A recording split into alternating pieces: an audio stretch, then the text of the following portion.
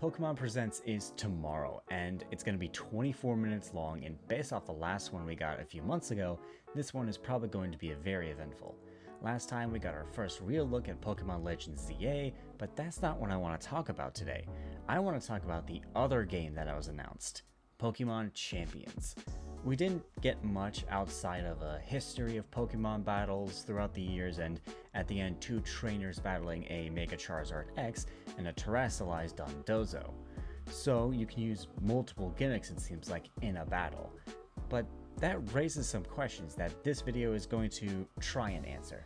This video was, again, made before the Pokemon Presents aired, so if nothing happens in that video that I predicted here, that's fine. The first question me and many other have had is that we have Mega Evolution and Terastallization, but there are two other gimmicks that haven't been revealed yet, Z-Moves and Dynamaxing. Z-Moves were introduced in the Alola games, where you would have a Pokemon holding a Z-Crystal that will allow them to use a super powerful move of that type once per battle. The drawback is, again, you can only use it once, and depending on the move, it can still miss. And Dynamax was introduced in Sword and Shield, where for 3 turns, your Pokemon will grow to massive skyscraper sizes and have powerful moves. The drawback is it can only be used in certain Dynamax areas. It couldn't be used everywhere. Some of these Pokemon would also have different forms, called Gigantamax forms. With Pokemon Champions adopting the more classic style of battling, and this is going to be used for competitive games going forward, how are they going to bring in these other two gimmicks? I think they should, obviously. It would add another layer of strategy. What Pokemon gets the Z moves? Should you Dynamax or should you Terastallize?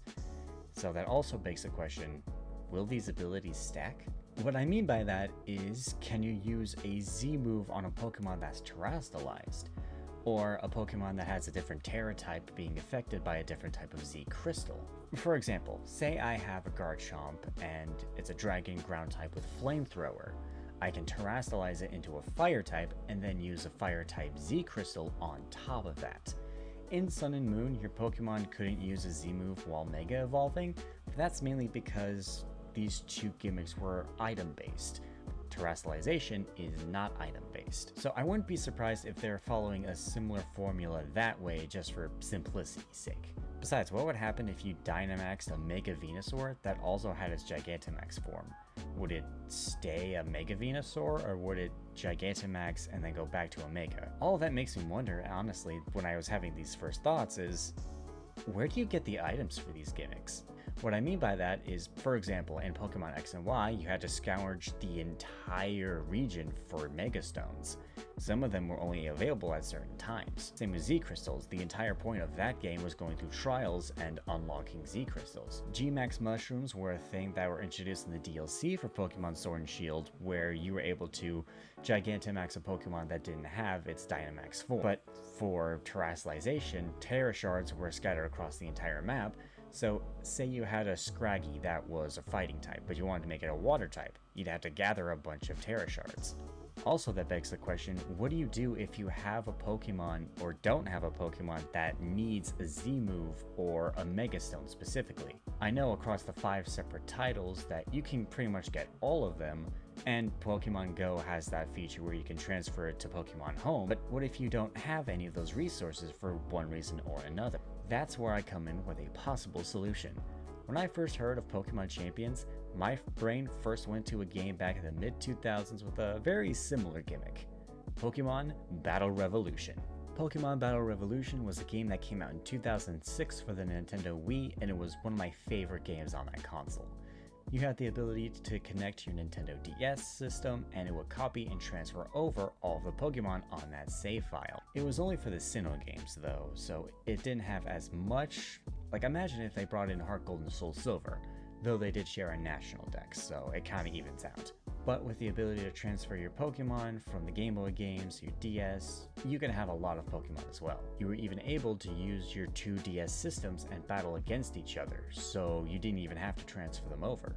You can even customize your trainer with multiple body types, multiple styles. If for whatever reason you weren't able to transfer your Pokemon over from your DS to your Nintendo Wii, there was a bunch of pre-made teams as well. And I think that's a perfect way for Pokemon Champions to find a way for players who don't have Pokemon Home but can still play. You could also have teams based on whatever save file you had, kind of like what they did with the Rotom phones, where if you had a copy of Pokemon Let's Go in a later game, you could have a certain little phone case for it. It could also give you whatever team you had last on the save file, but that could get broken pretty quickly. Now, Pokemon Battle Revolution had sort of a story mode, but it was more like just battle a bunch of trainers in a bunch of unique arenas and make your way to becoming champion of Poketopia, the region where the game took place.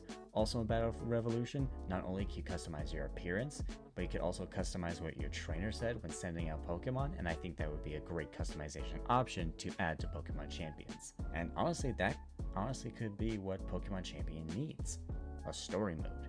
Now, the story mode would probably be super linear with no open world, but the premise would be similar to Pokemon Battle Revolution. But instead of fighting one island with a bunch of trainers, you would be traveling across multiple different regions. The popular request among fans is a game that allows you to explore every single region that has existed in Pokemon. And I was once a fan of that, but over time, we're coming up on Generation 10, so I don't know if there's a capacity for a game to have that that's not on PC. So this would be a good compromise.